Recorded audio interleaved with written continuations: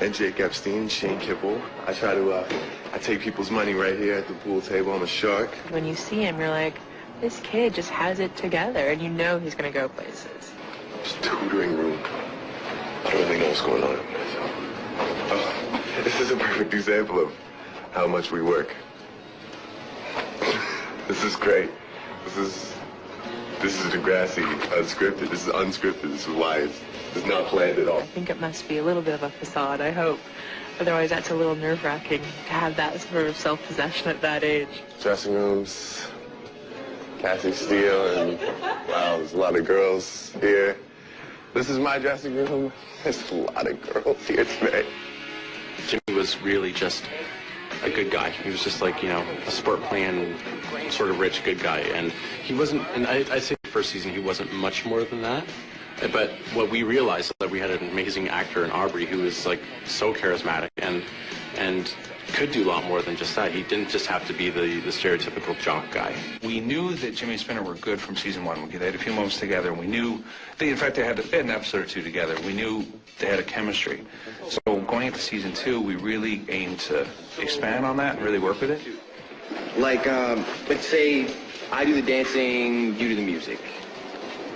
You don't want me to break? I'll tell you exactly where, for me, Jimmy and Spinner totally became it. You want the spotlight all to yourself. They're fighting over, I think, a breakdancing competition. Spin, you move like a wounded polar bear, buddy. Spinner's like, oh, polar bears are white. I get it. This is a racism thing. I'm not saying you can't dance because you're white. I'm saying you can't dance because you suck. It was just magic, and Aubrey's timing on it is just beautiful. You can't handle the truth! Out of anybody on set, I'd say that me and Shane definitely had the chemistry. There's not one thing I don't like about him. We've never had any issue. We've always been completely open with each other. Stink up the change room. Shrimp and B.O. There's way too many jokes going on. We're completely unprofessional. It's ridiculous. But it comes across on screen as natural. I don't know. There's something about him that you'll just fall in love with. He's got charm just trailing behind him on the floor, and you can see that on screen, but I think he's got even more in real life, which is scary. One of the first scenes we ever had together at the very beginning, like in first season, was where we had to kiss, and I remember it was so awkward. I think as a kisser, Aubrey's an 11 out of 10, even though it was like 2 seconds long. You guys need anything, keep up your energy or fluids. I always enjoy the kissing scenes. I'm like, yeah, I get to get a little action in, and it just comes with the job, man. I love it. It's great. He comes off very smooth and very suave, which he is. But he is hysterical. He has such a killer sense of humor. I'm not a ball player. I'm already out of breath. You've seen the dingy living conditions that we maintain upstairs. Now, this is like corporate Canada here. This is like this is the plush. This is the lavish, the luxurious offices of those that work in production. I like to bother the important people here because that's the most fun. What okay? Oh, what's up? What up, G? Pop back here, man. Let me drop some science. I'm Aubrey. Finest actor in the cast. Best actor in the world. This is a dude I originally wanted to cast in Jersey Girl. It would have worked out a lot better than it worked out for us. I said, get me Aubrey because he's awesome. And they said, sorry, he's going to be crippled on Degrassi. Yeah. And then that was it. Had no chance. So this is the guy you want to follow. Unscripted. Appreciate that, man. Completely unscripted. That touches me right here. What was that kid's name again? Everybody here is real cool. I just wanted to pretend like we have some like big people in suits and can be. I mean, look, like really and truly.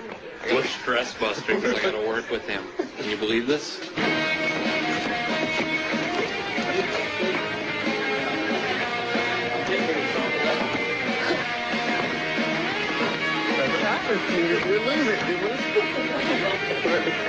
We're losing. Anyways, let's get back to work. Okay.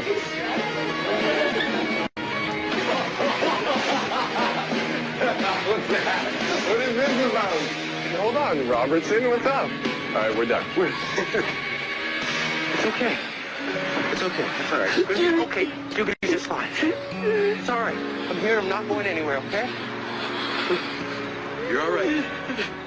After 3 seasons of seeing what an amazing job Aubrey could do, we realized that in 4th season he needed his own big storyline. When I was first told that I was going to be shot, one of the initial questions I had was, do I die? He, as a character, was all about his body and athletics, and when you take that away from a character and make them reconceive themselves, it's something very interesting to watch on screen. Is that real? He pretended to be my friend. At our premiere in Toronto, when we aired that episode, I was sitting next to Aubrey, and I was watching him, and very believably get shot. I was on the edge of my seat. Everyone was on the edge of their seat. I remember I just like put my arms around him, and I was just like, it was very scary. That had me bawling. I thought that the scene in the hallway where he gets shot was just so beautifully done, and he's a really, really impressive actor. Your nurse called. Furious. So what are you going to do? Ground me? I saw it as a challenge, so I did my research, and I actually took a kid that was in a wheelchair. I took him out and tried to understand how difficult it is to be mobile and live life as if nothing was wrong. This is the wheelchair that I use on set. Titanium, it's real light. The gloves, so I don't get, rough skin. I like to keep it real baby soft. You start at down bottom, at the bottom of the barrel, feeling-wise, emotionally. It's been a challenge to claim this as my own. And then you rise up, slowly but surely, because you realize that I could sit here and I could, not live my life, and I could live in sorrow, or I could just accept the cards I've been dealt. To become Mr. Mobility, as they call me on set, I've had to put in some work, so I'll show you what I can do. The great thing about Aubrey is that Aubrey never plays it like a victim. And Aubrey I don't think ever could play it as a victim, because Aubrey is way too full of life, and he's put that into Jimmy very smartly, and that's been a very great decision on Aubrey's part to portray Jimmy in the wheelchair with a zest for life. We have to work the wheels, but you can just turn and miss things, and, you learn how to use it. It becomes natural. I'm always, moving and pumping, and, so maybe one day I'll be big, strong, be like Vin Diesel style, but now I'm just me.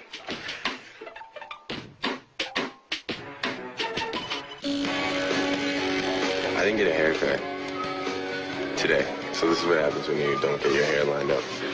Okay, might as well, yeah. So right now we are shooting the prom scene, and usually prom happens June, July, summertime basically. And it's clearly winter out here. As you can see, I got my park on, so keep your eyes open, watch for it.